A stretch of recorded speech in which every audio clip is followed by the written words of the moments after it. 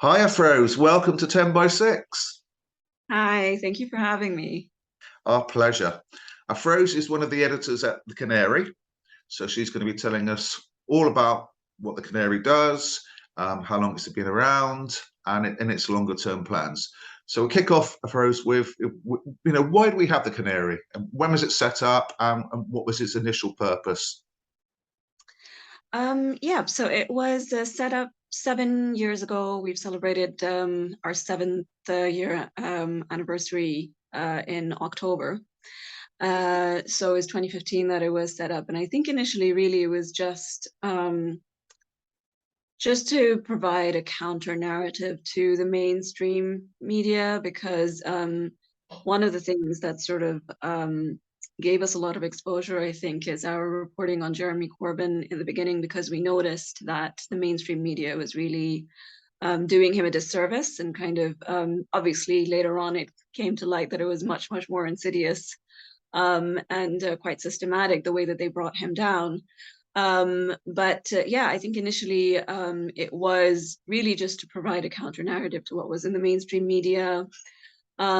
We've gradually sort of evolved from that, following from the general election in 2019, just to kind of try and give more grassroots reporting, report on things that nobody else will, make things newsworthy that the mainstream media might overlook. That's kind of what we're trying to achieve. Yeah.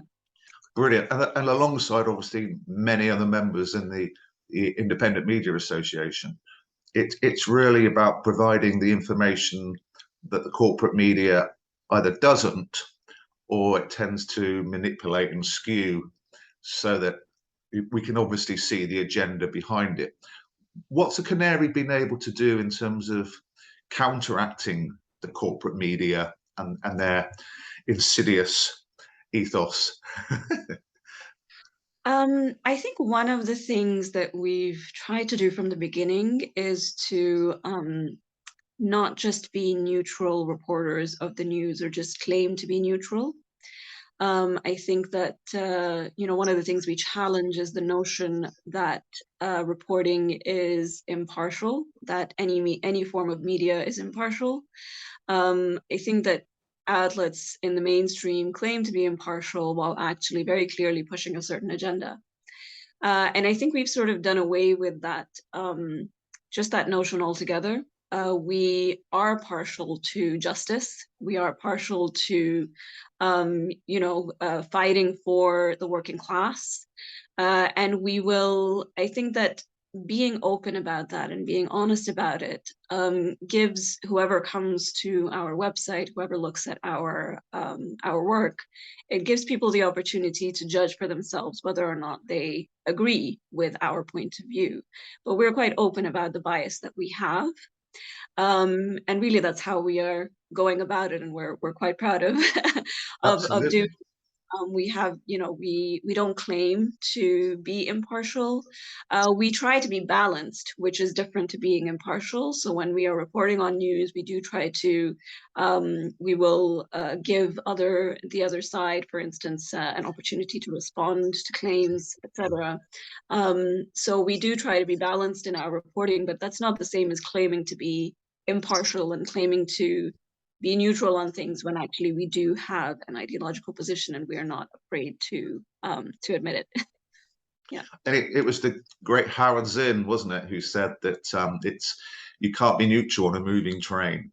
So ultimately, he was voicing what he perceived 20, 30 years ago. And the whole idea was that as human beings, we have values, we have morality, we have beliefs and ideas. And to try and pretend that we don't, it does a disservice to anybody who comes in contact with us or reads what we write, etc., etc. So no, absolutely, absolutely, and I think it's brilliant that the bravery that you've come forward with such a message, because so many people were just so used to being told, even the Telegraph and the Daily Mail, they're neutral. What, so brilliant, wonderful. Anything specific in terms of your achievements since seven years ago. Over that time, can you think of anything specific that you're really proud of? I think generally we have managed to make a stir. I think that's something that is quite a good thing. We've gotten noticed, and I think it's to the extent that for instance, with our reporting on the DWP, with our reporting on Corbyn, with our reporting on kind of just generally holding the government to account.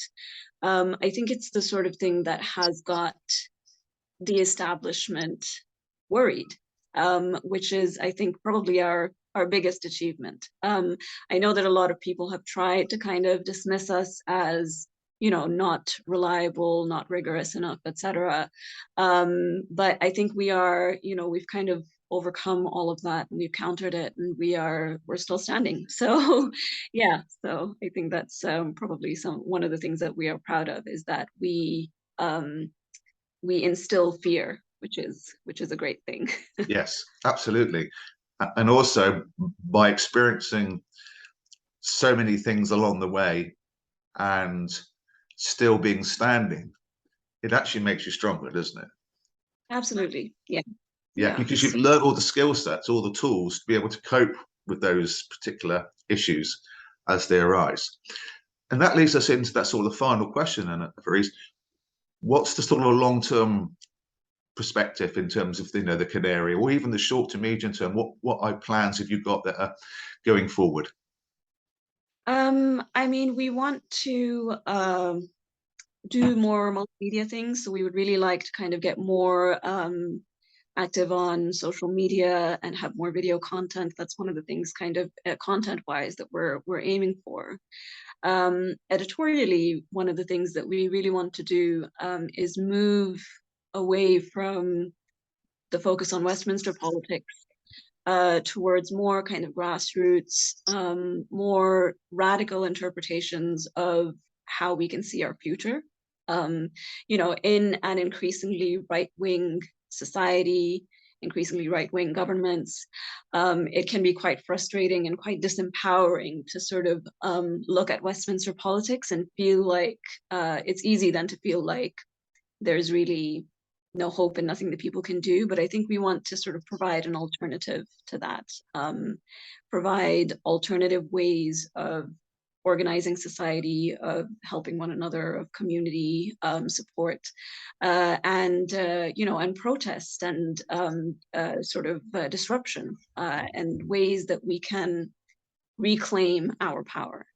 So I think that's really one of the ways that we want to kind of offer an alternative to the, you know, the things that we see in the media, things that we see in the news, just a different way of going forward, of you know, different solutions to how we can address the oppression that we're faced with every day. Yeah, so hopefully hopefully we'll try and you know, as long as we have our supporters, we'll get there. Yes. So, yeah. And I think that's also, you know, one of the main focuses across the IMA is that we provide much more solution-based content, because it's so easy for us, isn't it, just to be reactionary, but actually providing alternative ideas for how people can move forward is, you know, otherwise they're just trapped in the concrete, aren't they, if they can't see any way of actually pulling themselves out of it. That's amazing, Afroze. Thank you so much.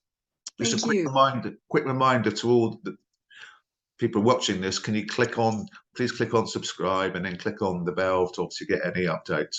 It's been wonderful having you on 10 by 6. Thank you so much, and please keep us updated with anything, you know, that we can be helpful or useful to as we move along. Thank you, Afroze, and you take care. Thank you very much. Bye. Bye-bye.